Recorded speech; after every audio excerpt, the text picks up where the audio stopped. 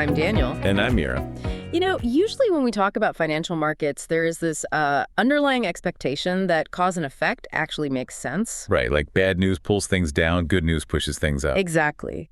But if you look at what happened today, Friday, May 22nd, 2026, it feels like the gravity in the stock market it completely broke. Yeah, it really did. It is the absolute definition of a market paradox today. I mean, we have a hawkish Federal Reserve openly threatening to keep interest rates high, a completely crushed consumer base, and yet the major U.S. indices managed to close in the green. The market is supposed to price in risk, right? But right now, it seems to be ignoring it entirely. So in today's deep dive, we're going to untangle exactly how that happened. We'll explore the global forces that set the stage before the U.S. woke up, unpack the domestic data that moved the markets during New York trading hours, and then recap the key corporate events. And of course, we'll finish up with our live paper trading segment. Right. But real quick, before we dive into all of that, a brief disclaimer. This deep dive is strictly for market context and discussion. Yeah, this is definitely not personal investment advice or an investment recommendation. Exactly. So let's jump right in. What set the stage before the U.S. session?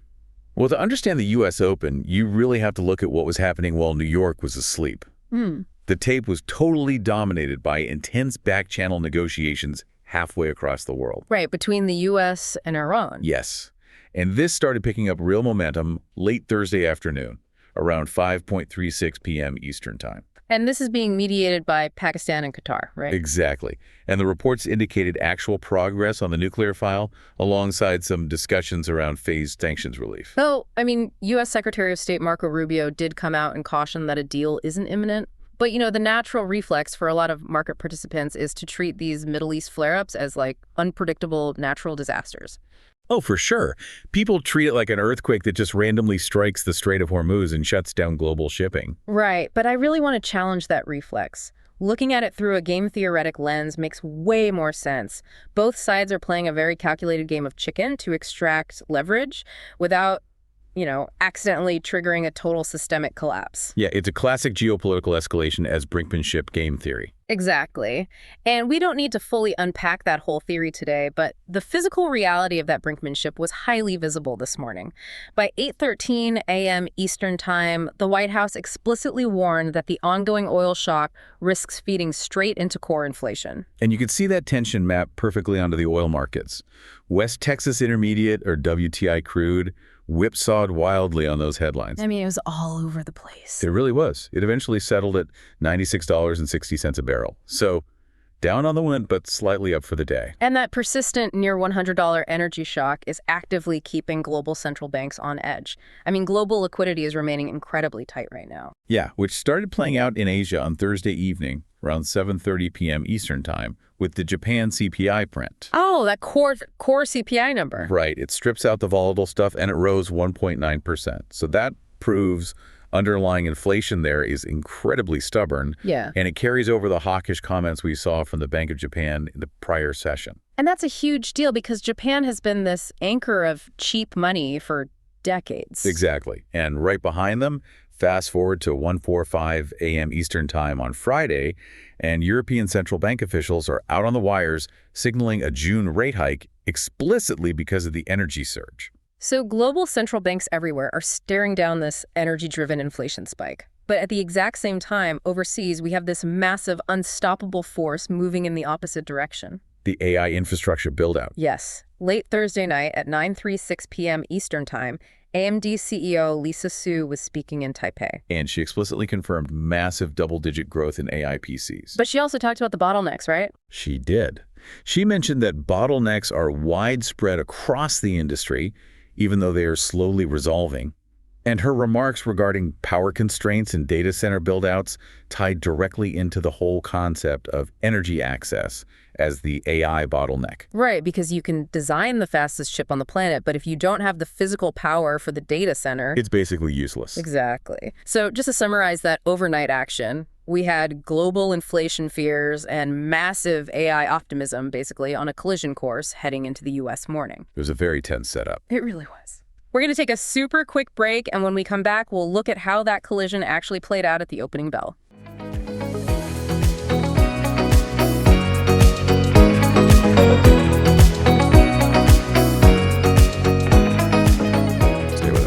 Welcome back. So we saw the overnight setup, but now we need to ask, what moved markets during U.S. trading hours? Well, the domestic casualty of those $96 barrels of oil showed up the very minute the market opened. Oh man, that University of Michigan print. Yeah.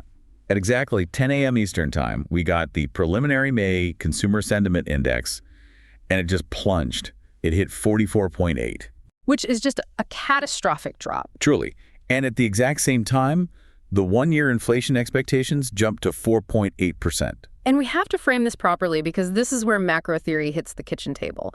When you're paying near $100 for a barrel of crude, that is effectively an energy shock as a delayed consumer tax. Right. It is just crushing household purchasing power. You aren't spending money on tech or services. You're just trying to afford gas. Exactly. And then exactly 1 minute later, at 10:01 a.m. Eastern Time, The Federal Reserve piled on. they really did. Fed Governor Christopher Waller delivered this massively hawkish blow.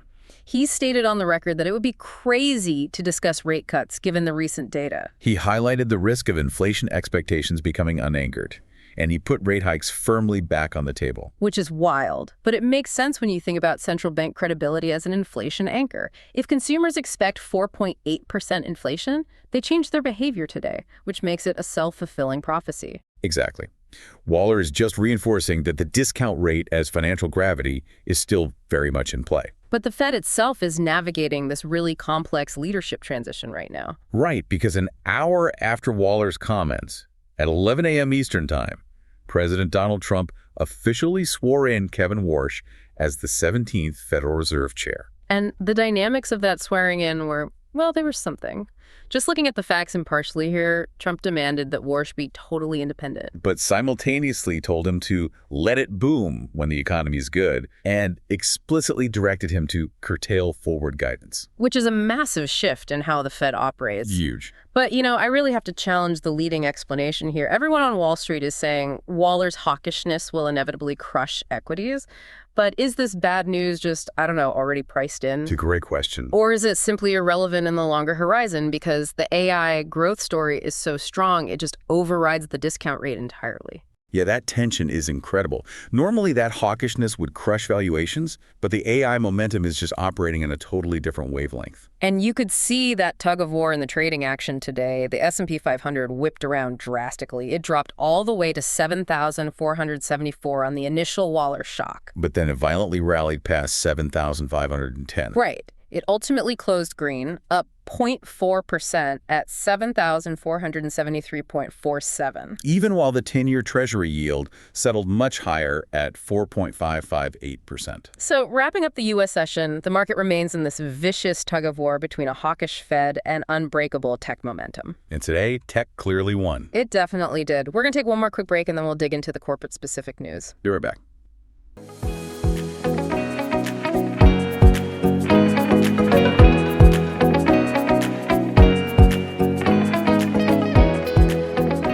All right, we are back. So which corporate events cut through the noise today, and what should we watch next? The biggest relief for the tech sector actually came from Washington. At 1432 p.m. Eastern Time, U.S. Trade Representative Jamison Greer confirmed that there will be no immediate U.S. semiconductor tariffs. Oh, wow. That is a massive relief valve. Huge.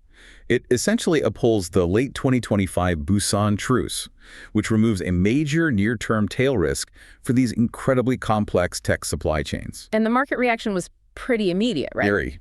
The Philadelphia Semiconductor Index rose 2.5%, and the XLK Tech ETF gained about 1.4%. Because, again, we are looking at AI CapEx as a cycle-agnostic arms race. These tech giants do not care about the University of Michigan consumer print. They care about securing silicon. Exactly. And this just continues the momentum from the prior session's blockbuster news, with NVIDIA's earnings beat and Anthropic's $10.9 billion revenue surge. It's just a freight train right now. It really is. Well, folks, you survived another day in this market, which is more than we can say for consumer sentiment. We had President Trump swear in Kevin Warsh as Fed chair today, demanding he be completely independent right before telling him exactly how to run the economy and let it boom. Meanwhile, Fed Governor Waller said talking about rate cuts right now is crazy, which is fitting because trying to trade this geopolitical headline whiplash will drive you there anyway.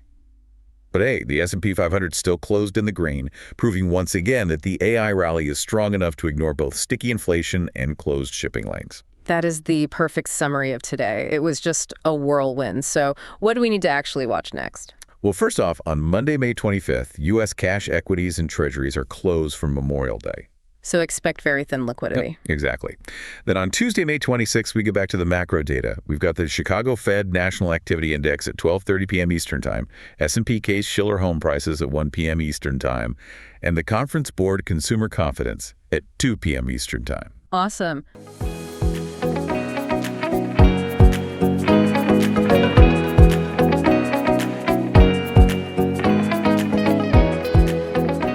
All right, now it is time to transition into our 2-minute bonus segment. The paper trading portfolio. Yes. So for anyone new joining the deep dive, here is the setup. We started an internal paper trading experiment back on April 17th with a hypothetical $10,000. Our rules are strict, maxed 10% allocation per trade, macro ETFs only, and we execute everything at the close of the next trading day. Right. And currently, our portfolio value is sitting at $10,993.81. Which means we are up 9.94%. Yeah, beating the S&P 500's return of 4.88% over that same time frame.